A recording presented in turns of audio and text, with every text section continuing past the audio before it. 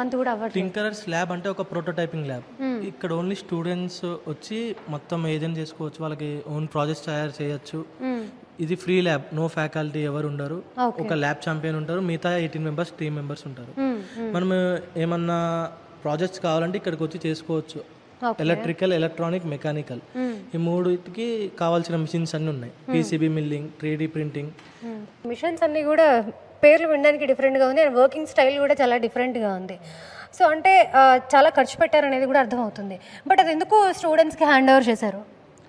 అంటే స్టూడెంట్స్ నేర్చుకోవాలి, కొత్త ఇన్నోవేషన్స్ చేయాలి, అందువల్ల ఈ స్టూడెంట్స్కి హ్యాండ్ ఓవర్ చేశారు. స్టూడెంట్స్కి కూడా తెలుస్తుంది ఎట్లా మెయింటైన్ చేయాలి ల్యాబ్ అనేది. ఫ్యూచర్లో ఏదైనా జాబ్స్కి వెళ్ళినా కానీ అక్కడ ఎలా మెయింటైన్ చేయాలని తెలుసుకోవడం కానీ ఇక్కడ స్టూడెంట్స్ని ఉంచారు ఓన్లీ.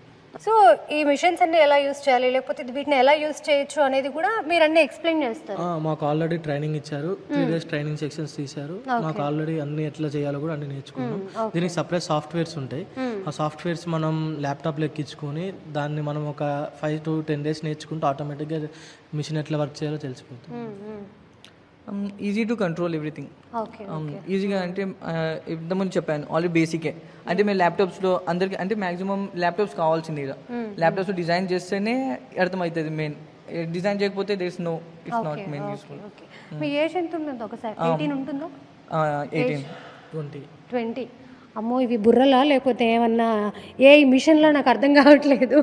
బికాజ్ నిజంగా ఇంత చిన్న ఏజ్లో ఇంత మంచి థాట్స్ అసలు మా రోజుల్లో అవి లేనే లేవు. Okay, thank you so much. All the best.